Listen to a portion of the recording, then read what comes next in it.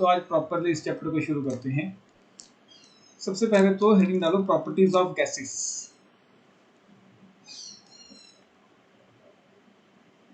Properties of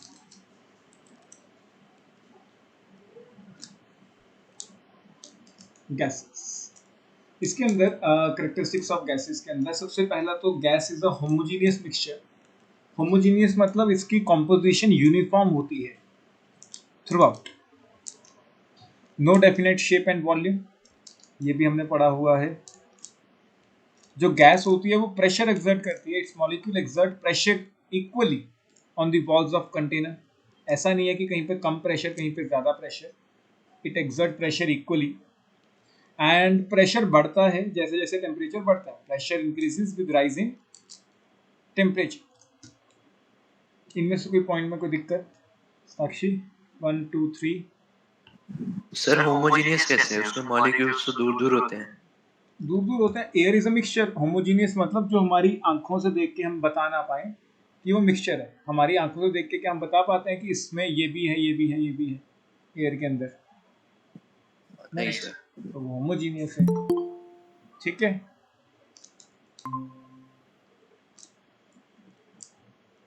gases can diffuse into one another. ठीक है, एक दूसरे के साथ मिक्सअप हो सकती हैं। ये भी हमने पढ़ा था कि इसके अंदर स्पेस बहुत ज़्यादा है। बेसिकली मान लो एक गैस के मॉलिक्यूल्स ये हैं, ये कोई एक गैस के मॉलिक्यूल है, एंड इसके अंदर अगर हम कोई दूसरी गैस के मॉलिक्यूल्स मिक्स करें तो वो बड़ी आसानी से मिक्सअप हो जाएंगे। क्यों? क्योंकि गैप बहुत ज़्यादा है। इवन मैं अगर कोई तीसरी गैस लेके आऊँ तो उसके मॉलिक्यूल्स भी इसके साथ घुल मिल जाते हैं। क्यों? क्योंकि जगह है। तो जब तक जगह है तब तक मॉलिक्यूल्स कैन इंटरमिक्स। तो gases can easily intermix with one another, and इस प्रोसेस को हमने क्या बोला है? डिफ्यूजन। एंड तुम गैस को जिस भी कंटेनर में डालते हो ये उसी कंटेनर की वॉल्यूम ऑक्यूपाई कर लेता है। तो gas can expand to any extent. ऐसा नहीं है कि कोई खाली जगह बचेगी। Gas can expand infinitely and remain homogeneous. Heterogeneous भी नहीं बनता है, होमोजीनियस ही रहता है।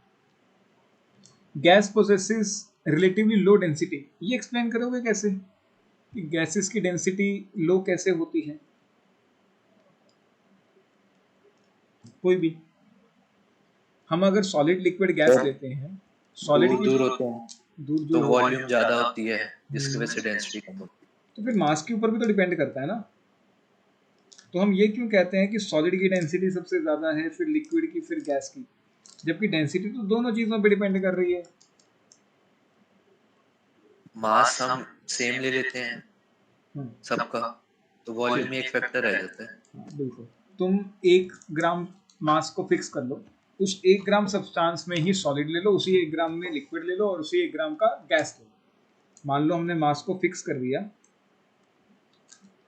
1 ग्राम। हमने 1 ग्राम सॉलिड लिया, 1 ग्राम लिक्विड लिया एंड 1 ग्राम गैस लिया। जब हमने मास को फिक्स कर दिया तो हमारी डेंसिटी एंटायरली डिपेंड करेगी ऑन वॉल्यूम। ठीक है, डेंसिटी हमारी किस पे डिपेंड करने वाली है? सिर्फ और सिर्फ वॉल्यूम पे। अगर हम सॉलिड्स की बात करें तो सॉलिड्स बहुत पास पास होते हैं। पास पास होते हैं तो इसकी वॉल्यूम बहुत कम है। लिक्विड्स की वॉल्यूम थोड़ी ज़्यादा हो जाती है बिकॉज थोड़े दूर दूर चले जाते हैं। एंड गैसेस तो बहुत दूर दूर होती हैं, इसकी वॉल्यूम तो बहुत ज़्यादा होती है। तो अगर हम वॉल्यूम की बात करें, सॉलिड्स की वॉल्यूम सबसे कम होती है for a given mass of a substance.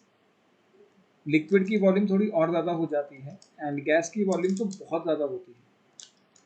तो जो डेंसिटी का ऑर्डर आता है, सॉलिड्स की डेंसिटी सबसे ज़्यादा,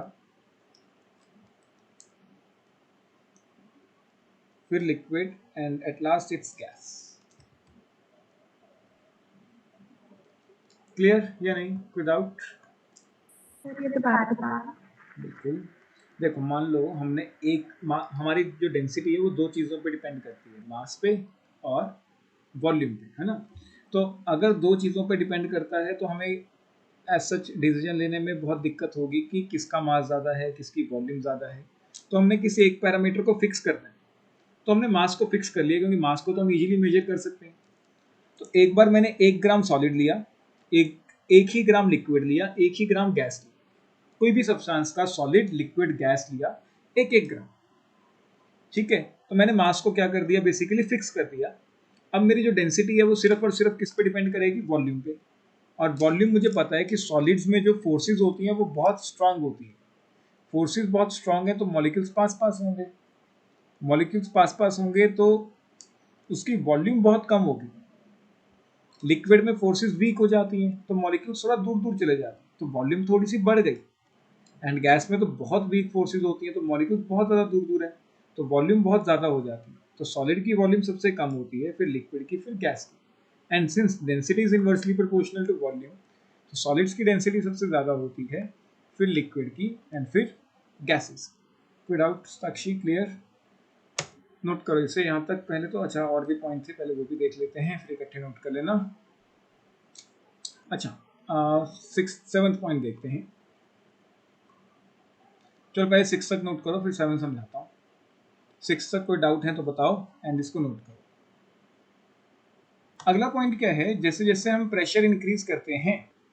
अच्छा मुझे एक बात बताओ, अपने पास कोई गैस है, गैस की मॉलिक्यूल्स हैं, ठीक है, ये हमारे पास कोई कंटेनर है एंड इसके अंदर we have gas.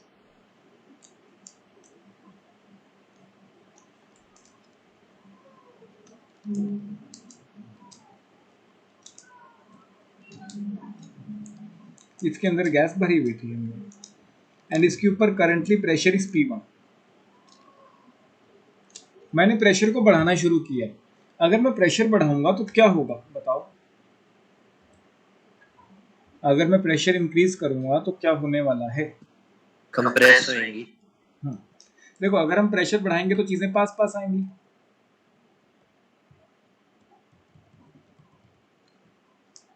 Just minute, यहाँ पे मैंने कोई प्रेशर लगाया हुआ था P1, ठीक है। अब जैसे जैसे मैं प्रेशर बढ़ाऊंगा,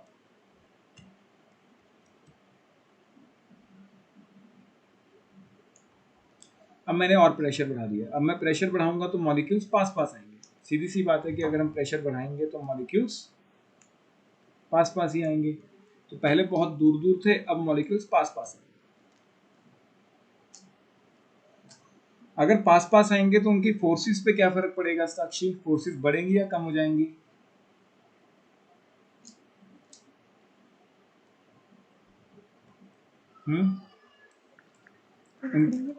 हाँ, इनकी इंटरमॉलिक्यूलर फोर्सेस बढ़ेंगी। क्यों? क्योंकि पास पास आ गए हैं। पास पास लिक्विड्स होते हैं या सॉलिड्स होते हैं, एंड लिक्विड्स और सॉलिड्स में फोर्सेस क्या होती हैं? स्ट्रॉन्गर होती हैं as compare to gas. So अगला पॉइंट क्या आएगा? When we increase the pressure, when we increase the pressure, gaseous molecules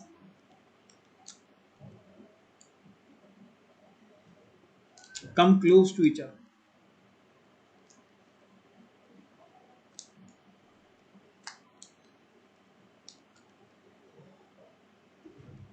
जैसे जैसे हम प्रेशर बढ़ाते हैं, गैशियस मॉलिक्यूल्स पास पास आते जाते हैं and their intermolecular forces, their intermolecular forces increases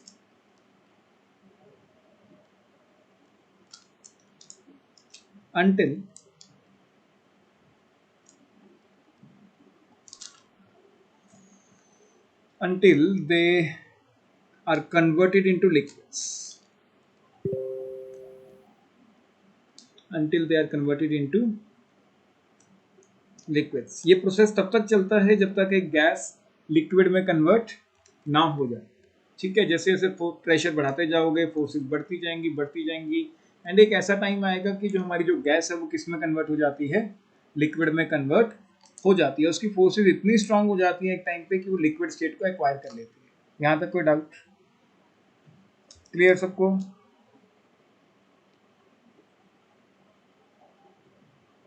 sir मतलब चाहे वो पहले जितनी मर्जी एक्सपैंड हो, लेकिन प्रेशर लगाने पे एक पॉइंट आएगा कि वो लिक्विड में हो ही जाएगी।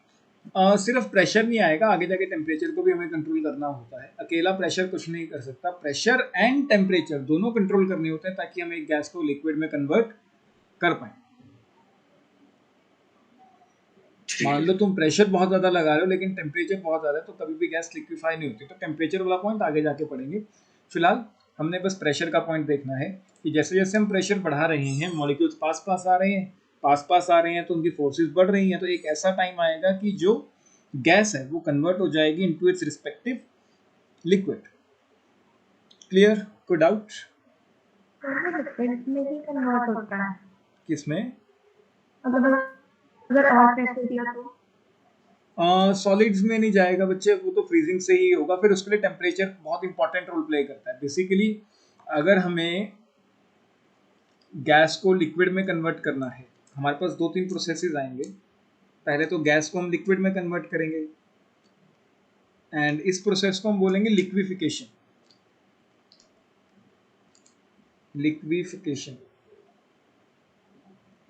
एंड फिर हम गैस लिक्विड को भी कन्वर्ट कर सकते हैं किसके अंदर, फर्दर सॉलिड के अंदर। लेकिन लिक्विड को सॉलिड में कन्वर्ट करना इज क्रिस्टलाइजेशन एक तरह से।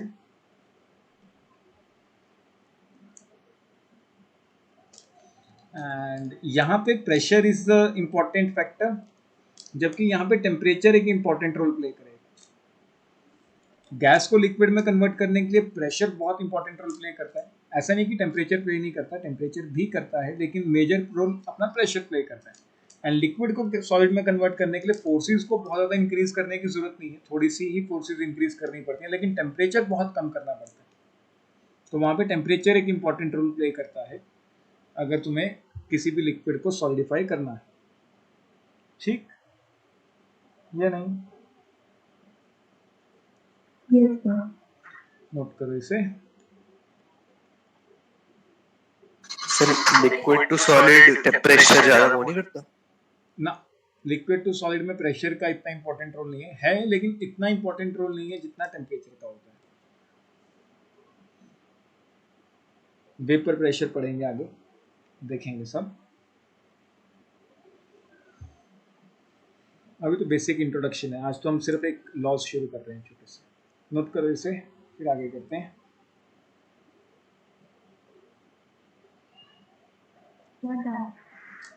किनेटिक एनर्जी बहुत ज्यादा होती है, तो ये वॉल से टकरा टकरा के प्रेशर एक्सर्ट करता है। हाउ गैसेस एक्सर्ट प्रेशर, इसका आंसर लिखेंगे हाउ गैसेस एक्सर्ट प्रेशर। देखो होता क्या है बेसिकली, अगर हम गैशियस मॉलिक्यूल्स की बात करें, gaseous molecules have very weak intermolecular forces, बहुत कम इंटरमॉलिक्यूलर फोर्सेस होती हैं। Gaseous molecules have very weak intermolecular forces, and अगर फोर्सेस कम है तो उनके मॉलिक्यूल्स कांस्टेंट रैंडम मोशन में होते हैं। Gaseous molecule have very weak intermolecular forces and their molecules are in constant random motion. इसके जो molecules होते हैं वो constant random motion में होते हैं, are in constant random motion. And during this motion,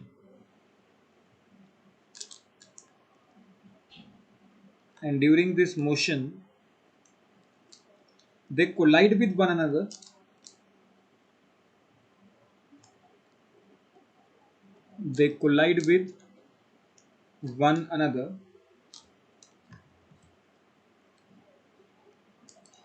And with walls of container.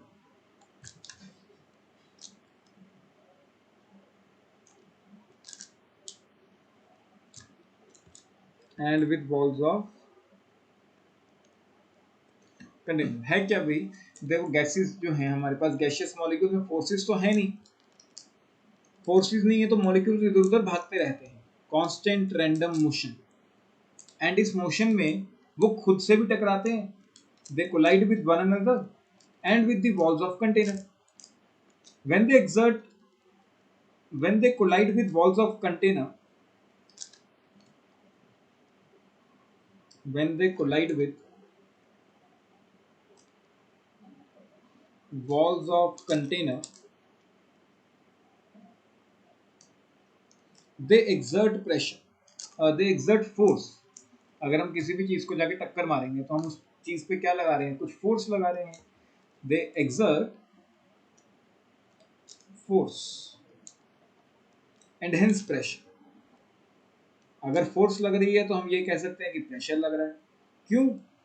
Because pressure is force per unit area. Pressure एक तरह का फोर्स ही तो है। Pressure is force per unit area. आया समझ या नहीं? कोई भी डाउट? सिंपल सा है, गैसेस के मॉलिक्यूल्स के बीच में फोर्सेस नहीं है। फोर्सेस नहीं है तो उनके जो मॉलिक्यूल्स हैं they are in constant random motion, इधर उधर भागते रहते हैं। जब वो इधर उधर भाग रहे होते हैं तो वो एक दूसरे से भी टकराते हैं and with the walls of container से भी टकराते हैं। जब वो वॉल से टकराएंगे तो उस पर कुछ फोर्स लगाएंगे। फोर्स लगाएंगे तो मतलब उस पर क्या लगाएंगे, प्रेशर लगाएंगे। क्यों? क्योंकि प्रेशर होता क्या है, फोर्स पर यूनिट एरिया। ठीक, तो force exerted by the gas molecules per unit area on the walls of container is known as pressure. कोई भी doubt? Sakshi clear, Manya clear, Taranveer? Yes yes sir. Note करो इसे।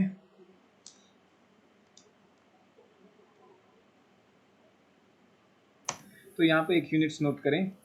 ऐसा unit of pressure pascal and बाकी के units के बीच भी inter conversion हमें आनी चाहिए। तो ऐसा unit of pressure is pascals, या फिर हम कह सकते हैं newton per metre square. Newton per metre square. And बाकी के यूनिट्स में हमें कन्वर्जन सीखनी है थोड़ी सी। जनरली हम जो प्रेशर का यूनिट यूज करते हैं वो है एटमॉस्फेयर, है ना। हम लोग कहते भी हैं 1 atmosphere pressure, 2 atmosphere pressure. 1 atmosphere is 10⁵ pascals and 1 atmosphere is approximately 1 bar या 1.013 बार होता है अगर एग्जैक्ट बात करें। एंड कैलकुलेशंस के टाइम इसको 1 ही रखते हैं। 1 atmosphere is 1 bar approx. 1 atmosphere is 760 torr. 1 atmosphere is 760 torr. 1 atmosphere is 760 mm of mercury. 1 atmosphere is 76 centimeter of mercury. और इसमें सफिशिएंट है, बहुत है, इतने रखो। ये सर ऐसे मोस्टली हम एटीएम ही यूज करते हैं ना हाँ, क्वेश्चंस में। मेनली एटीएम यूज करते हैं, लेकिन ऐसा यूनिट इज पास्कल्स। एंड कई बार एमएम तो हमने बहुत बार देखा है, 760 mm। कई बार वो सेंटीमीटर लिख देता है तो बच्चों को लगता है कि गलती से लिख दिया, लेकिन वो भी एक यूनिट है, थोड़ा ध्यान रखें। सर ऐसे तो जितना मर्जी करिए हो, मीटर में कर लो 0.76 हो जाएगा। नहीं तो करना तो है ना, क्या करें। नोट करें इसे।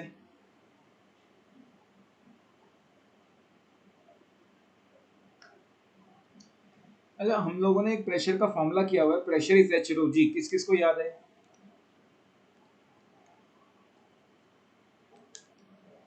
किसी को याद है? फिजिक्स में किया होगा 9th 10th में, छोटे क्लासेस में। प्रेशर इज एच रो जी। इसकी डेरिवेशन हमारे सीबीएसई सिलेबस में है, छोटी सी, आती नहीं है कभी, लेकिन कर लेते हैं। चलो देखो, प्रेशर होता क्या है, फोर्स पर यूनिट एरिया, ये तो हमें पता है। Pressure is force upon area. And force किसके बराबर होता है, mg। F is equal to mg, physics में पढ़ा होगा। तो हम इसकी वैल्यू यहाँ पुट कर देते हैं कि भाई जो प्रेशर है वो अब किसके बराबर आ जाएगा, mg अपॉन a। और हमें ये भी पता है कि density is mass upon volume. इसको इक्वेशन नंबर 2 ले लो, इसको इक्वेशन नंबर 3 ले लो। फिर हमें ये पता है कि डेंसिटी जो होती है कि भैया density is mass upon volume. तो जो हमारा मास है हम उसकी वैल्यू निकाल सकते हैं। तो मास की वैल्यू किसके बराबर आएगी? Density into volume. Density into volume, वो वैल्यू हमने यहाँ पे पुट कर दी कि भाई जो मास है उसकी वैल्यू कितनी थी? Density into volume. तो वो वैल्यू मैंने यहाँ पे पुट कर दी। तो अब मेरे पास प्रेशर किसके बराबर आ गया? मास की जगह आ गया density into volume into G upon A. And मुझे एक और चीज पता है कि volume is area into length. Volume किसके बराबर होता है? Area into length. तो अपने पास वॉल्यूम अपॉन एरिया तो है ही, देखो ध्यान से, अपने पास ऑलरेडी यहाँ पे वॉल्यूम अपॉन एरिया प्रेजेंट है।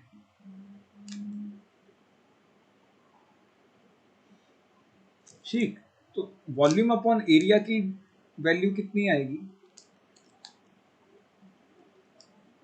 लेंथ के बराबर।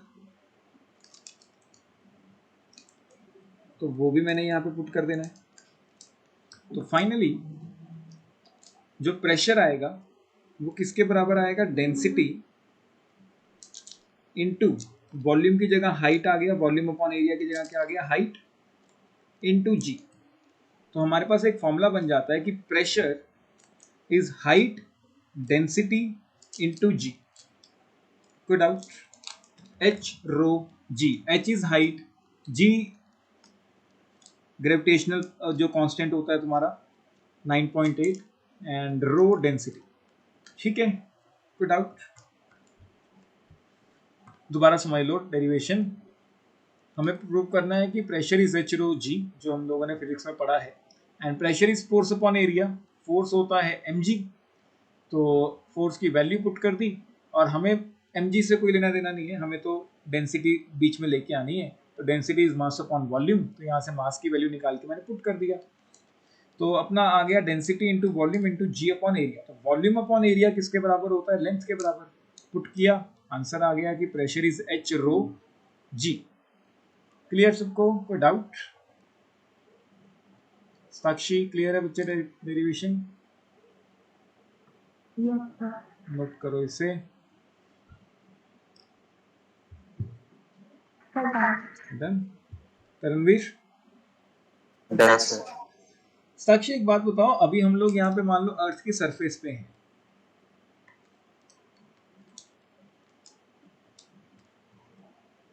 ये मेरा अर्थ सरफेस है,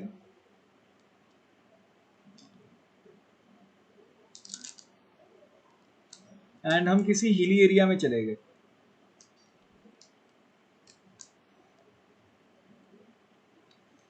ये हैं हिल्स।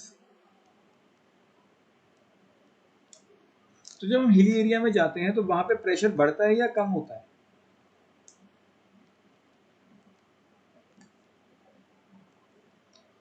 मान लो यहाँ पे प्रेशर P1 है, यहाँ पे प्रेशर P2 है, एंड एक बार हम रिवर में चले गए, डीप सी। एक बार हम चले जाते हैं डीप सी, तो यहाँ पे प्रेशर P3 है। तो प्रेशर का वेरिएशन कैसे हो सकता है? अगर हम बात करें कि अर्थ सरफेस पे प्रेशर P2 है, हिल्स पे प्रेशर P1 है, डीप सी में प्रेशर P3 है। तो पहले हिल्स की बात करते हैं। जब हम हिली एरिया में जाते हैं तो हमारा जो प्रेशर है वो बढ़ता है या कम होता है? साक्षी? सर कम होता है। कम होता है। क्यों?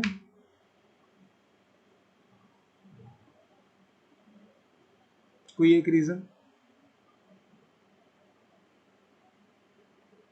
तरणवीर? सर मैं डीप सी का बता सकता हूँ। डीप सी का तो देखो तुमने सॉल्यूशन का चैप्टर पढ़ा हुआ है। हाँ चलो डीप सी का ही बता दो। प्रेशर तो बढ़ता है इसमें। क्यों बढ़ता है? मान्य? सर क्योंकि बोलो जितना बोलो। हम अंदर जाते हैं तो प्रेशर ग्रेविटेशनल बढ़ता फोर्स जाता है, बढ़ जाती है, उतना ही, हाँ उतना। ग्रेविटेशनल फोर्स बढ़ जाती है। अरे फिजिक्स मत लेके आया करो, पता क्या बीच में फिजिक्स मेरे पल्ले नहीं पड़ती। बिना फिजिक्स के आंसर दिया करो केमिस्ट्री।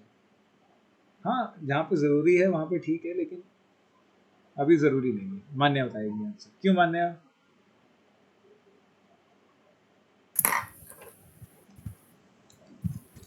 देखो अभी अभी हम, सर हाँ फोर्स पर यूनिट बढ़ जाता है, इस वजह से भी प्रेशर डीप सी में बढ़ता नहीं, है। हमें कैसे पता कि फोर्स पर यूनिट एरिया बढ़ रहा है? एटमॉस्फेयर भी तो बढ़ रहा है सर नीचे डीप सी में। नीचे तो जाके हवा ही नहीं है डीप सी में, तो फिर एटमॉस्फेयर कैसे बढ़ रहा है?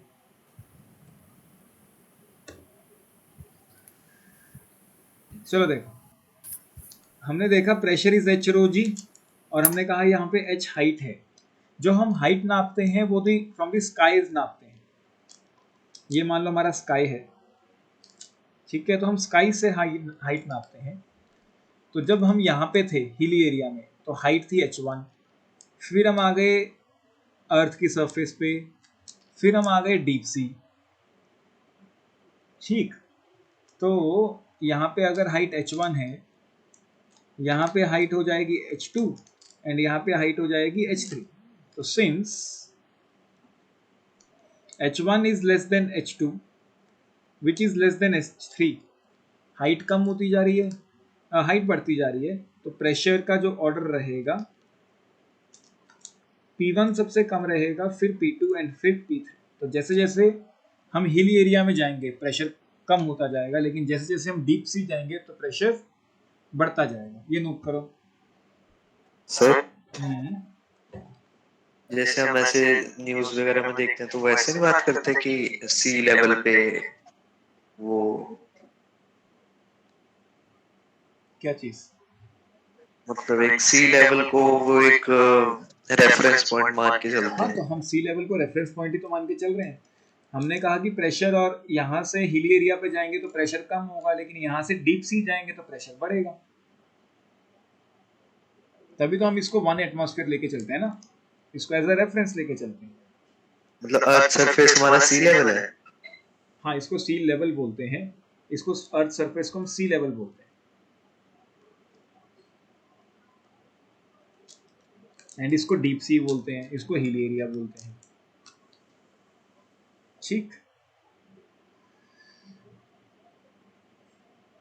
नोट करें इसे, कोई डाउट है तो पूछो।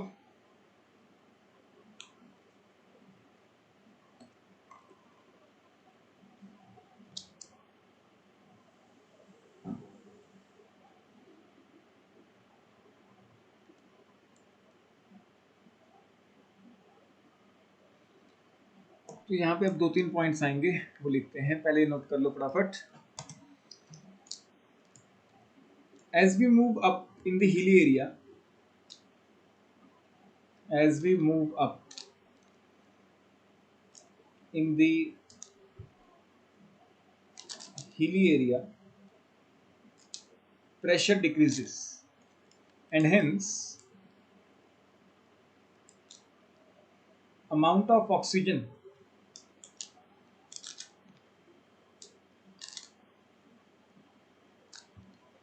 in atmosphere decreases।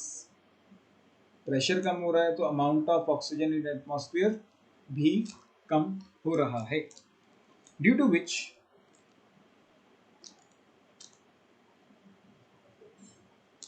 when some people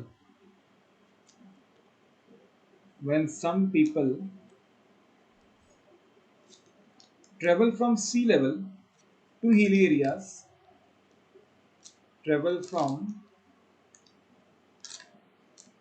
sea level to hilly areas,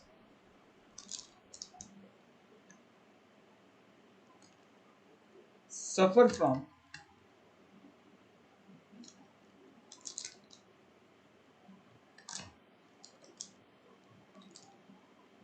headaches,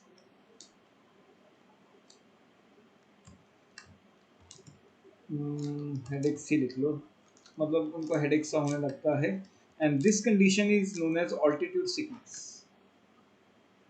This is known as altitude sickness. और ये सच में होता है कईयों को कि जब वो हिली एरिया में जाते हैं तो उनकी तबीयत खराब हो जाती है। क्यों? क्योंकि वहाँ पे अमाउंट ऑफ ऑक्सीजन क्या होता है, कम होता है, तो हमारे ब्लड में जो ऑक्सीजन आती है वो कम आती है, जिसके कारण हमें हेडेक होने लगता है। एंड इस कंडीशन को हम क्या बोलते हैं? Altitude sickness. ये 1 नंबर का क्वेश्चन बन सकता है, डिस्कस ऑल्टीट्यूड सिकनेस सीबीएसई में, तो नोट करें इसे अच्छे से। प्रेशर और ऑक्सीजन का क्या रिलेशन? प्रेशर और ऑक्सीजन का क्या रिलेशन है? प्रेशर लगाना तो गैसेस नहीं है, अगर प्रेशर कम हो रहा है तो उसके अंदर गैसेस कम हो रही हैं। सर गैसेस भी कम होती है जब हम हिली एरिया से, क्योंकि प्रेशर कम हो रहा है। ये क्या बात है? हाँ, प्रेशर कम हो रहा है क्योंकि गैसेस कम हो रहे हैं, गैसेस कम हो रहे हैं क्योंकि प्रेशर कम हो रहा है। क्या करें, यही रीजन बना सकते हैं। बेसिकली ऊपर का एटमॉस्फेयर इतना एटमॉस्फेयर नहीं है ना ऊपर, एक तरह से जैसे तुम में से पता नहीं किसने रीजन दिया था कि एटमॉस्फेयर। अगर हम ये सोचे कि जितना हम ऊपर जाते हैं उतना तो हम एटमॉस्फेयर के पास आ रहे हैं, गैसेस ज्यादा होनी चाहिए। हम तो लेयर के पास आ रहे हैं, ऐसे तो स्पेस में चले जाओ, फिर तो स्पेस में गैसेस होती हैं क्या? नहीं होती, तो वहां पे एटमॉस्फेयर ही एग्जिस्ट नहीं करता। नीचे गैसेस ज्यादा क्यों हैं? क्योंकि उस पर ग्रेविटेशनल पुल ज्यादा है, तो इसलिए नीचे ज्यादा है। हाँ, ये रीजन बना ना। ठीक है, तो सारे रीजन एक दूसरे से कनेक्टेड हैं। जैसे जो हम ऊपर जाते हैं ग्रेविटेशनल पुल कम होता है ना। बिल्कुल, बस ठीक है। तो hence amount of oxygen in the atmosphere decreases, जिसके कारण हमारे ब्लड में भी कम ऑक्सीजन आता है, जिसके कारण थोड़ा सा सर दर्द होता है। एंड इस कंडीशन को हमने क्या नाम दे दिया है? ऑल्टीट्यूड सिकनेस, कि ऊपर जाने से दिक्कत। दूसरा, since amount of oxygen in hilly areas is low,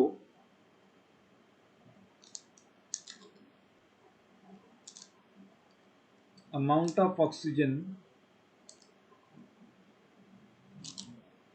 in hilly areas is low, hence people living in hilly areas, people living in hilly areas have low concentration of oxygen, low concentration of oxygen dissolved in their blood. Permanently थोड़ी oxygen कम रहती है, dissolve in blood. अब इसका consequence क्या है? Due to which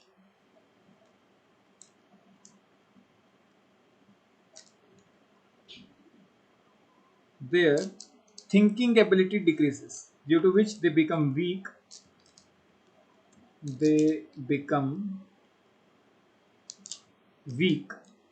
week हो जाते हैं। जो अपना तरणवीर है ना तरणवीर? सर पूरे मजे लेते हैं इस chapter. And thinking ability decreases, ये नहीं कह सकते, ये इसमें मुझे थोड़ा दुख है कि ये गलत लिखा गया है थ्योरेटिकली, ऐसा मुझे तो नहीं लगता कि होता है। And their thinking ability decreases, this condition is known as anoxia. This condition is known as anoxia. कोई डाउट? एक बंदा जब सी लेवल से हिली एरिया में जा रहा है तब उसको ऑक्सीजन कम मिल रही है, तो उसको जितनी ऑक्सीजन में रहने की आदत है उतनी ऑक्सीजन मिल नहीं रही, जिसके कारण उसको हेडेक होता है, तो उसको हमने नाम दिया ऑल्टीट्यूड सिकनेस। जो परमानेंटली हिली एरिया में ही रह रहे हैं उनके ब्लड में परमानेंट ऑक्सीजन का लेवल क्या है? कम है। ऑक्सीजन का लेवल कम होने के कारण वो वीक होते हैं एंड देयर थिंकिंग एबिलिटी भी थोड़ी सी कम होती है, this condition is known as anoxia. तो 1 नंबर का क्वेश्चन कभी भी आ सकता है कि या तो एनॉक्सिया पूछ लेंगे या ऑल्टीट्यूड सिकनेस पूछ लेंगे। कोई डाउट? नो साक्षी, बच्चे को दिक्कत? No sir. मान्या, न्यूमेरिकल शुरू करें, बहुत हो गया थ्योरेटिकल सा चैप्टर। अरे ये क्या हो गया, गैस लॉस शुरू करती मेरा लैपटॉप की बार। हेडिंग डालें गैस लॉस।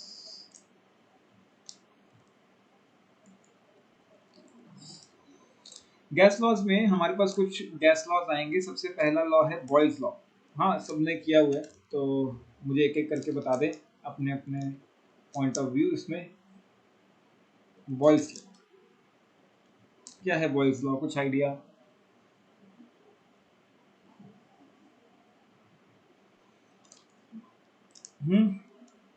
मान्या, तुमसे शुरू करें।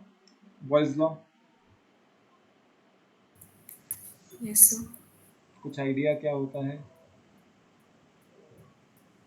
नहीं सर, पता तो नहीं है। देखो, किसी भी गैस लॉ को फ्रेम करने के लिए हमें 4 चीजें चाहिए। प्रेशर, हमारे पास 4 चीजें हैं एक्चुअली। प्रेशर है, एक हुआ करेगा वॉल्यूम, एक हुआ करेगा टेम्परेचर और एक हुआ करेगा अमाउंट। अपने पास 4 चीजें हैं। किसी 2 को हमने क्या रखना है? कांस्टेंट। एनी 2 को हमने रखना है कांस्टेंट एंड रेस्ट 2 के बीच हमने रिलेशन बना देना है। बाकी के 2 के बीच हमने क्या बना देना है? रिलेशन बना देना है। तो जो बॉयल्स लॉ है वो pressure volume relationship, pressure volume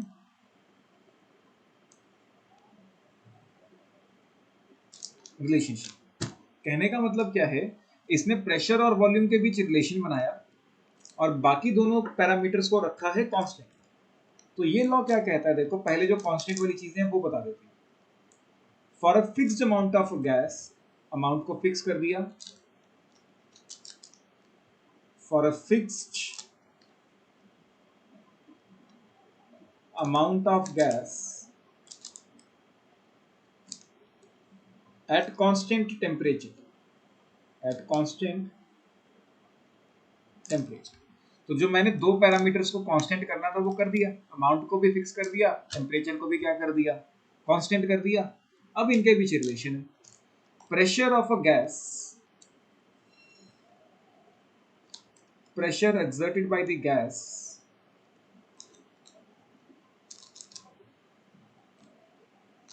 pressure exerted by the gas varies inversely with the volume।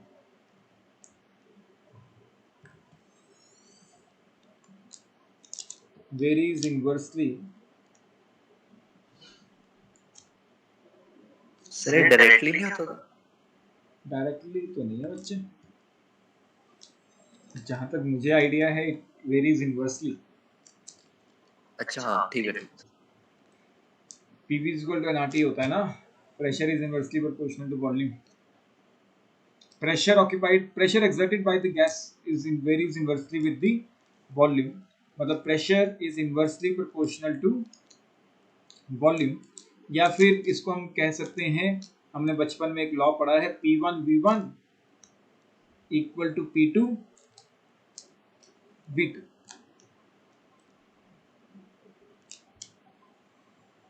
कोई डाउट? Law clear? किसी 2 को हमने कांस्टेंट रखना है साक्षी, टेम्परेचर एंड अमाउंट को हमने इस लॉ में कांस्टेंट रखा है एंड प्रेशर और वॉल्यूम के बीच रिलेशन बनाया। मान्या, रिलेशन क्या बनाया है कि pressure is inversely proportional to volume. कोई दिक्कत? नहीं सर। नोट करो इसे फटाफट। साक्षी, बच्चे को दिक्कत? तरनवीर को दिक्कत? लेते हैं इसकी कुछ ग्राफिकल रिप्रेजेंटेशन हमारे सिलेबस में है एंड मेंस में या नीट में आती जाती रहती है ग्राफिकल रिप्रेजेंटेशन, तो थोड़ा ध्यान से नोट करें ग्राफ्स को। मान लो मुझे प्रेशर और वॉल्यूम के बीच ग्राफ बनाना है, तो कोई बताएगा ग्राफ क्या बनेगा? Pressure volume graph.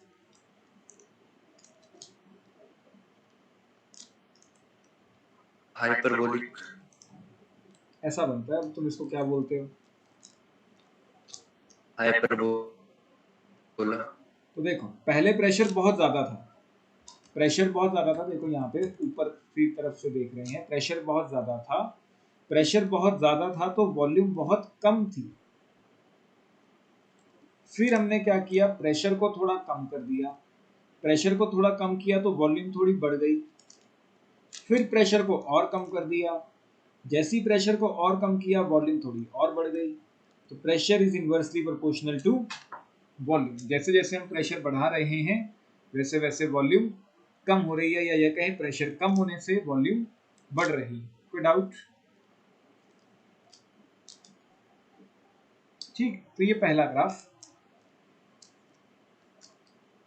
प्रेशर बढ़ाओगे तो वॉल्यूम कम होगी, सिंपल सा दिख रहा है। देखो यहाँ पे प्रेशर बहुत ज़्यादा था तो इसके कॉरस्पॉन्डिंग वॉल्यूम बहुत कम थी।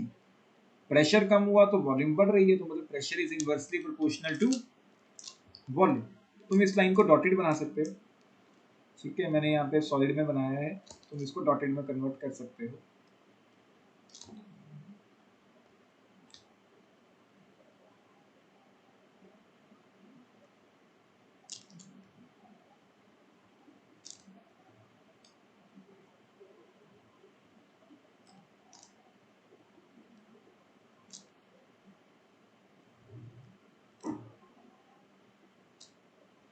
करें, नोट करें, फिर आगे करते हैं। अच्छा मुझे एक बात बताओ, अगर मुझे ग्राफ बनाना हो बिटवीन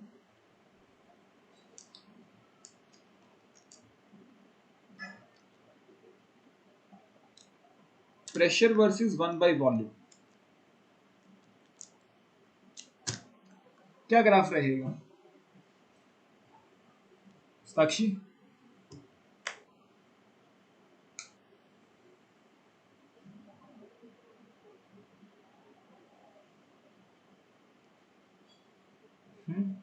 कैसा ग्राफ रहेगा?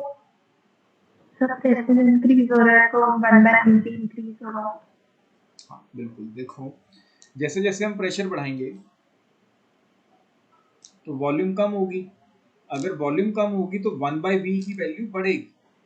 तो हम ये कह सकते हैं कि जैसे जैसे प्रेशर बढ़ रहा है वैसे वैसे 1/v को भी बढ़ना होगा। तो मतलब इसका ग्राफ जाएगा एक स्ट्रेट लाइन ऐसे। पहले प्रेशर कम था तो 1/v की वैल्यू भी कम थी। फिर प्रेशर बढ़ा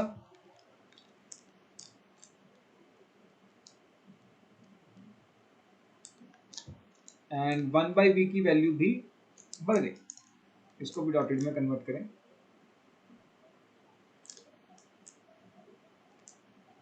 ये ग्राफ थोड़ा ध्यान से बनाएं, इसको याद मत रखें, इसको समझने की कोशिश करें, क्योंकि वहाँ पे 4 ऑप्शंस होंगे, 4 में से एक ही सही होगा। तो वहाँ पे तुम गेस कर सकते हो चीज़ों को। नोट करो इसे, दोनों ग्राफ्स को, फिर अगले ग्राफ पे चलते हैं। ये चैप्टर बहुत जल्दी खत्म कर दूंगा मैं, बहुत लंबा नहीं खींचूंगा इस चैप्टर को। Maximum 5-6 classes, 6 classes. छोटा सा चैप्टर है। अगले वाला चैप्टर उससे भी छोटा है, रिडॉक्स, वो और भी जल्दी खत्म होगा। तभी मैंने कहा था कि एक बार केमिकल बॉन्डिंग खत्म हुआ और सिलेबस जो स्पीड पकड़ता है।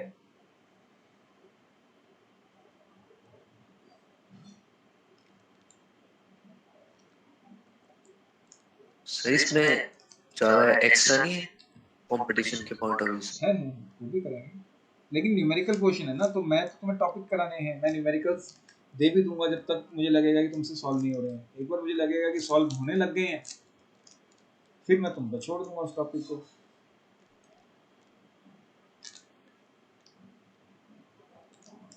मुझे पीवी वर्सेस पी का ग्राफ बनाना है, कोई बताएगा ग्राफ?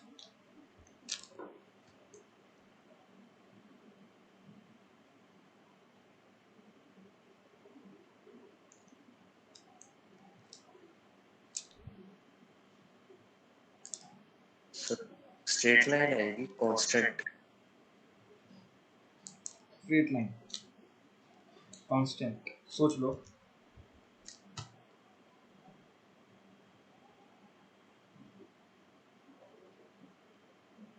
कहाँ से स्ट्रेट लाइन बनाऊं? चलो अगर तुम कहते हो तो बना भी देते हैं।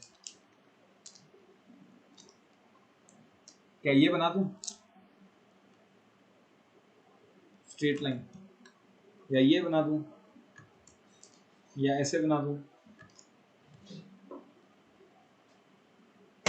सर इसके एक्स एक्सिस के parallel.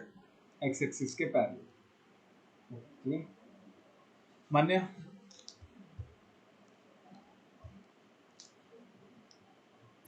Yes sir. Graph PV versus P.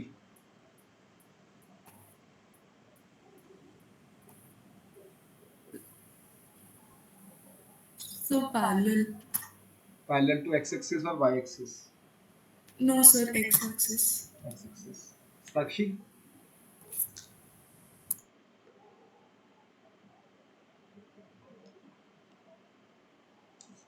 साक्षी?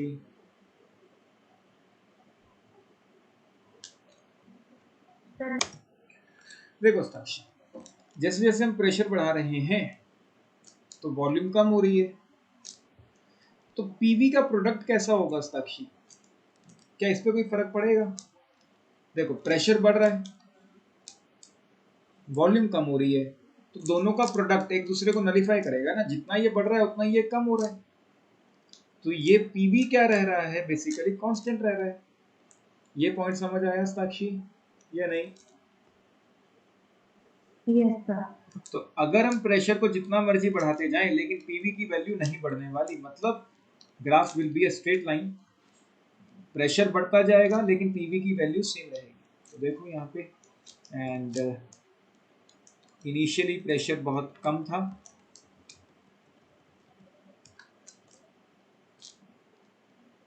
प्रेशर बढ़ाया लेकिन पीवी की वैल्यू में कोई फर्क नहीं पड़ा।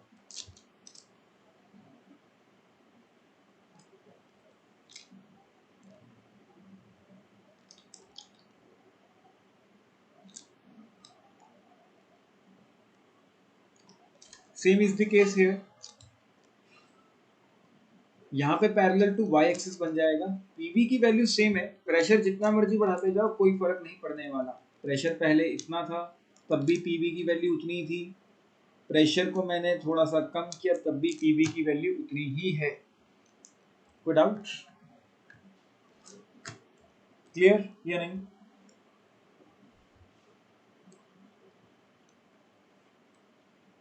ये चार ही ग्राफ्स हैं जो हमें ध्यान में रखने हैं। नोट करो इसे, फिर आगे करते हैं। लॉ समझ आया सबको? कोई लॉ में दिक्कत है तो बताओ। लॉ क्या कह रहा है कि जैसे जैसे प्रेशर हम बढ़ाएंगे तो वॉल्यूम कम होगी। प्रेशर बढ़ाने से वॉल्यूम कम होती है for same amount of gas at a constant temperature. हम कहते हैं कि इस लॉ में pressure is inversely proportional to volume. हम लोग डे टू डे लाइफ में प्रेशर बढ़ाते हैं, अपनी गाड़ियों के टायर में हवा डलवाते हैं, प्रेशर बढ़ रहा है। हाँ सर। प्रेशर बढ़ता है या नहीं बढ़ता? Yes sir. यही कहते हैं ना 32 कर दो, 35 कर दो, 28 कर दो। तो जब हम हवा डलवाते हैं तब तो टायर फूल जाता है या टायर कंप्रेस हो जाता है? नहीं सर, फुल हो जाता। फूल जाता है ना, तो मतलब उसकी वॉल्यूम तो बढ़ रही है। हाँ सर। तो फिर ये तो लॉ फेल हो गया। हमने प्रेशर बढ़ाया, प्रेशर बढ़वाने से टायर फूल गया तो उसकी वॉल्यूम बढ़ गई, फिर तो लॉ खत्म हो गया। लॉ कहता है कि pressure is inversely proportional to volume. वहां पे तो प्रेशर बढ़ रहा है तो वॉल्यूम बढ़ रही है, तो डायरेक्टली प्रोपोर्शनल आ रहा है। ये नहीं आ तो रहा है सर। आ तो रहा है। क्या रीजन सोचें इसका? बाकियों के ग्राफ बन गए? Yes sir. हाँ बेतरंगीर सर लेकिन हम इसमें अमाउंट तो सेम ही नहीं रख रहे, अमाउंट तो बढ़ रहा है। इसके अंदर हम अमाउंट चेंज कर रहे हैं। हमारा लॉ क्या था कि हमारी जो अमाउंट ऑफ गैस है वो क्या होनी चाहिए? कांस्टेंट। हम गैस ही तो डलवा रहे हैं टायर के अंदर, ठीक है ना? आया समझ या नहीं? ये लॉ तभी वैलिड है जब अमाउंट ऑफ गैस क्या रखा जाए? Constant, fixed amount of gas. लेकिन जब हम हवा डलवा रहे हैं मतलब गैस डलवा रहे हैं, तो हम अमाउंट ऑफ गैस को क्या कर रहे हैं? चेंज कर रहे हैं। तो अगर अमाउंट ऑफ गैस को चेंज करेंगे तब तो ये लॉ वैलिड ही नहीं रहेगा ना। क्लियर? कोई डाउट? साक्षी कुछ समझ आया या नहीं?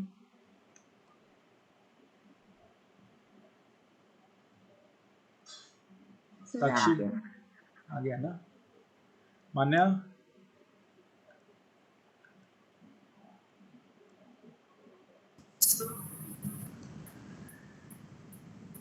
ठीक, आगे करते हैं, न्यूमेरिकल्स पे आते हैं इस क्वेश्चन के, इस टॉपिक के। होमवर्क के लिए तैयार हो जाओ। साक्षी बच्चे अब से होमवर्क दूंगा वो पूरा टाइम पे हो, ऑन टाइम, ठीक? अगर मतलब जितने भी क्वेश्चन मिले, ज़्यादा नहीं दिया करूँगा, 10-12 क्वेश्चन, तो उस हिसाब से टाइम पे हो वो चीज़ें। फर्स्ट क्वेश्चन देखो, क्वेश्चंस कैसे करने हैं। तुम्हारे पास क्या है, 500 ml of a gas, volume दे रखी है, हैज अ प्रेशर। मतलब जब वॉल्यूम थी 500, जब वॉल्यूम थी 500 ml, तब प्रेशर था 180 mm, mm ऑफ मर्क्यूरी, मतलब mm दे देगा वो, mm ऑफ Hg होता है ये। क्वेश्चन क्या कह रहा है, फाइंड इट्स वॉल्यूम। कह रहा है कि वॉल्यूम बताओ, वॉल्यूम बताओ जब प्रेशर कितना हो जाएगा 750 mm। तो देखो क्लियरली सब पता चल रहा है कि प्रेशर को चेंज किया है, वॉल्यूम पूछ रहा है, तो इसको हम P1 बोल देते हैं। इस प्रेशर पे जो वॉल्यूम थी उसको हम V1 बोल लेते हैं। हमने प्रेशर को चेंज कर दिया P2 और हमें V2 निकालना है, तो हमें पता है P1 V1 is equal to P2 V2। P1 कितना है 180, बस यूनिट्स दोनों साइड सेम होने चाहिए। अगर यहाँ पे mmHg है तो यहाँ पे भी mmHg होना चाहिए। एंड वॉल्यूम के यूनिट अगर यहाँ मिलीलीटर है तो यहाँ पे भी जो वॉल्यूम निकल के आएगी वो मिलीलीटर में ही निकल के आएगी। एंड वॉल्यूम यहाँ पे कितना था 500 ml। फाइनली प्रेशर हमने कितना कर दिया 750, एंड हमसे वॉल्यूम पूछी है, तो यहाँ से सॉल्व कर लो एंड V2 आ जाएगा। 53 25 3 2 2 तो 360 अपॉन 3 120। कोई डाउट? क्लियर या नहीं?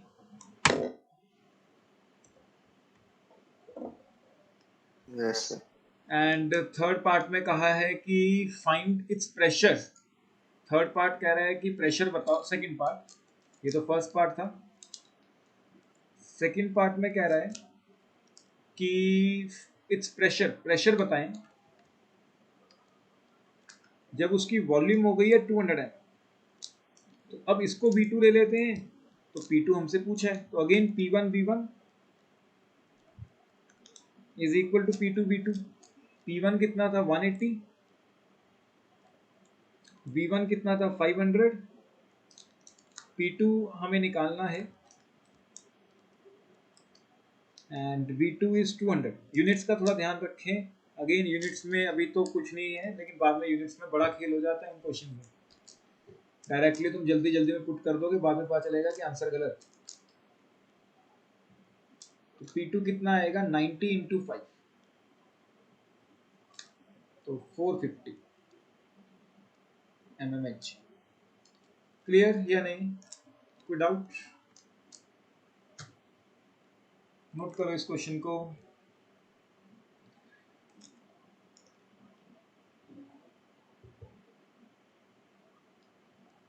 नोट करो, फिर आगे करते हैं। इसका आंसर ट्राई करें, करो सॉल्व इसे फटाफट। 10 liters of CO2 to be compressed into an iron cylinder of 1 liter capacity। मतलब इनिशियली अपने पास 10 लीटर CO2 है। एक क्वेश्चन मैं करा देता हूँ और अगला क्वेश्चन ट्राई करेंगे। एंड इसकी वॉल्यूम हमें 1 लीटर तक लेके जानी है। If the CO2 is at 1 atmosphere, मतलब इनिशियली वो 1 atm पे है, फाइनल प्रेशर पूछ रहा है। तो देखो अगर ये P1 है तो ये V1 हो जाएगा, P2 हमसे पूछ रहा है एंड V2 हमें 1 लीटर प्रोवाइड किया गया है। तो बस P1 V1 equal to P2 V2, बस तुम्हें पहचानना है कि यही लॉ लगेगा। अगर वो भी नहीं पहचाना जा रहा तब भी मेरे पास एक शॉर्टकट है, आगे जाके जब हम सारे लॉस कवर कर लेंगे तो वही करेंगे। तो 1 ATM and volume is 10 litre.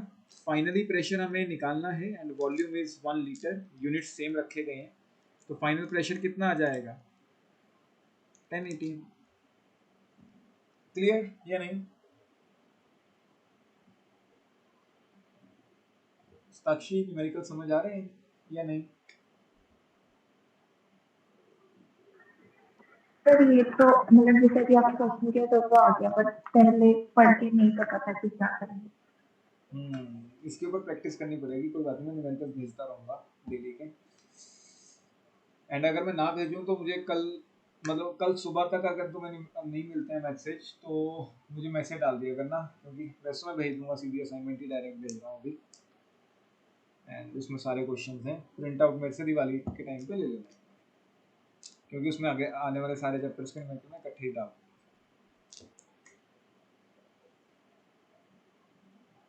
करो सर आप जोते का तो दो देना, मैं आपसे ले लूंगी हाँ मैं उसे क्योंकि दिवाली तो रेस्टोरेंट बंद हो गया। अच्छा हाँ ठीक है, मैं ज्योतिका को बढ़ा दूंगा, तुम उससे ले लो। ठीक है।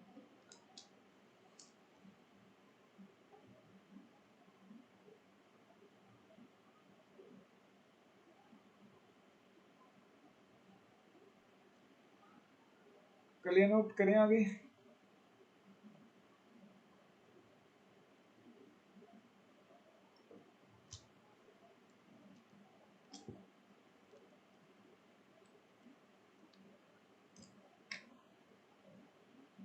यस करो नोट साक्षी, जब हो जाएगा तो बताना, फिर आगे करता हूँ।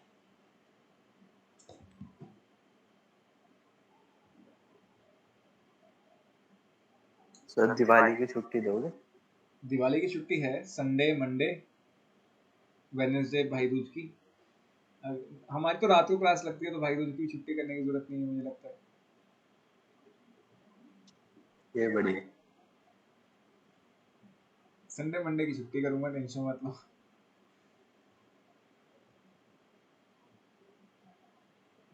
छोटी दिवाली बड़ी दिवाली दोनों की छुट्टी। ऐसे तो मैं एक अच्छा टीचर हूँ, मैं छुट्टियां कर देता हूँ, ऐसी बात नहीं। पिछले साल तो बहुत की थी आपने। करें आगे।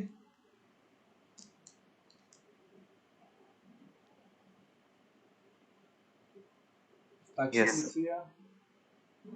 Yes sir. मैंने तो बाद में लिख लिया है ना।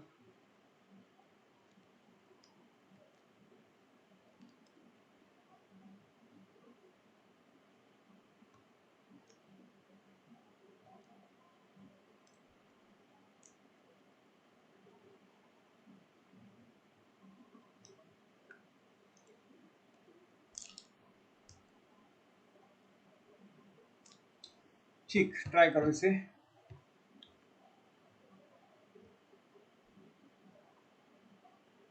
देखो स्टेटमेंट पढ़ो ध्यान से, सेट बनाने की कोशिश करो कि जब ये वॉल्यूम है तो प्रेशर ये है, एंड तुम्हें फिर अगली कंडीशन में एक चीज दे रखी होगी प्रेशर या वॉल्यूम, दूसरी चीज पूछी होगी। ट्राई करो आराम से।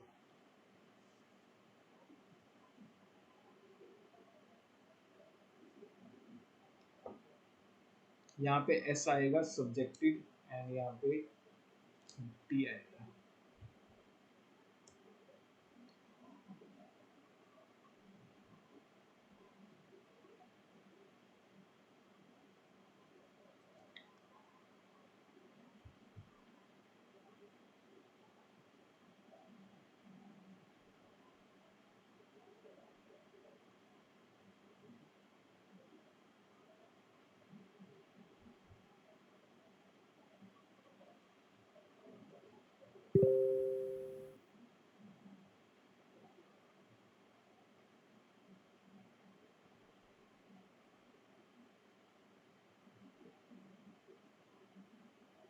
सर 160।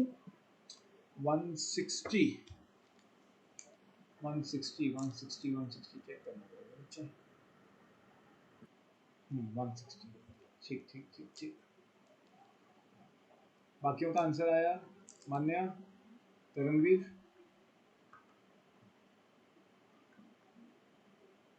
यस सर, हो ही गया, बस सॉल्व भी किया है। देखो इसका वॉल्यूम तुम्हें दिया हुआ है इनिशियली वॉल्यूम कितना दे रखा है 200 ml। इनिशियल फाइनल कुछ नहीं होता, देखो बस तुम्हें सेट बनाना है। एक बार वॉल्यूम 200 है, जब वॉल्यूम 200 है तब प्रेशर कितना है 0.7, तो एक सेट ये बन गया। तुम इसको फाइनल मानो, इसको इनिशियल मानो, कोई चक्कर नहीं है। बेसिकली अगर ये V1 है तो ये तुम्हारा P1 हो जाएगा, ये सेट बन गया है। अब अगले में क्या कह रहा है, if the gas is subjected to the external pressure, उसने प्रेशर को चेंज कर दिया, तो मतलब P2 दे दिया। यूनिट्स का थोड़ा ध्यान रखें, यूनिट्स दोनों से सेम है, बाद में चल रहा है काम।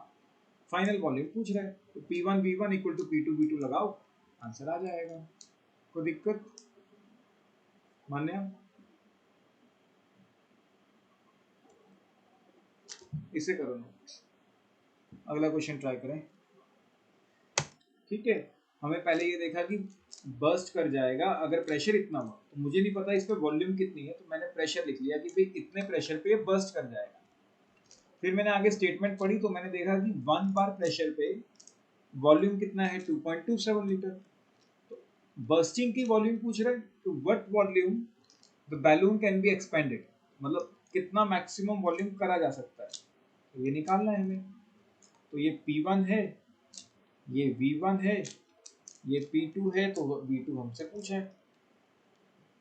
तो P1 V1 equal to P2 V2, and initially अपने पास P1 था 1 बार, V1 था 2.27 litre, P2 0.2 bar and V2 हमसे पूछा है। ऑन सॉल्विंग V2 आ जाएगा तुम्हारे पास 1.13 1.135 एंड वॉल्यूम के यूनिट्स लीटर्स। ठीक है, 11.35 नहीं आएगी? अच्छा हाँ 11.3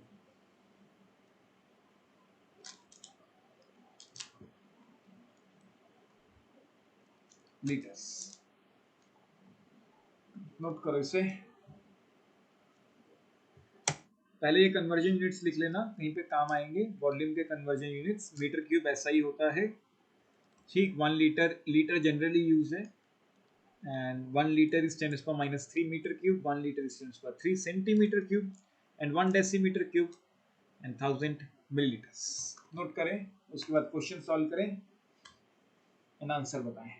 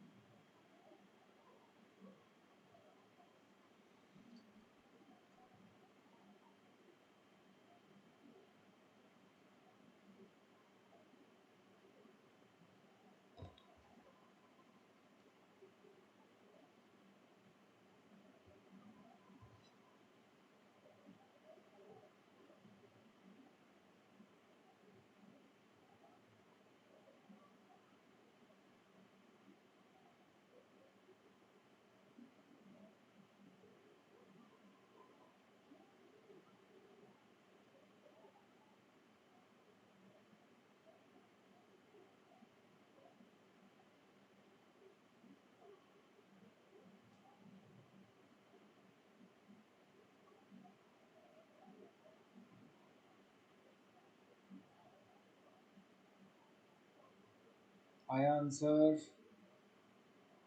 या नहीं?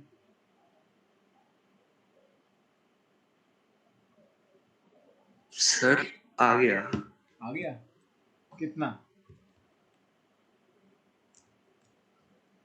ये तो क्वेश्चन है, gas bubble with a volume of 1 millimeter cube originates from the bottom of the lake where the pressure is 3 atmosphere। तो मतलब वॉल्यूम है 1 millimeter cube अगर प्रेशर है 3 एटमॉस्फेयर, सर 3.3 आ रहा है।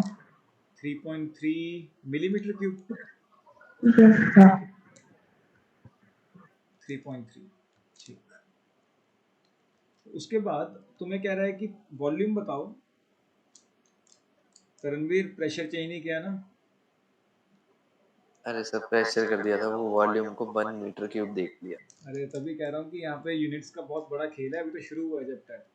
यहाँ पे यूनिट्स बहुत हर एक पॉइंट पे ध्यान देना है। तो प्रेशर एटीएम है, यहाँ पे टॉर है, तो या तो इसको टॉर में ले जाओ, तो इसको मैं 760 से मल्टीप्लाई कर देता हूँ, तो ये भी टॉर में हो गया, ये भी टॉर में हो गया। अब मैं अपना फॉर्मूला लगा सकता हूँ, क्योंकि मेरा आंसर यहाँ पे मिलीमीटर क्यूब में आ जाएगा। यहाँ तो कोई चक्कर ही नहीं है, उसने बोला ही नहीं कि किस में निकालना है, तो मैं भी मिलीमीटर में निकाल दूंगा। तो P1 V1 equal to P2 V2। अगर ये P1 है तो ये V1 है, अगर ये P2 है तो V2 मुझे निकालना है। तो P1 अपने पास कितना है, 3 into 760 and V1 is 1। P2 है 695 एंड V2 हमें निकालना है। तो यहाँ से बस सॉल्व कर लो। 3.28 मेरे पास आंसर है, उसके अकॉर्डिंग 3.3 इज बेस्ट। कोई डाउट? क्लियर या नहीं? नोट करो इसे फटाफट तरणवीर।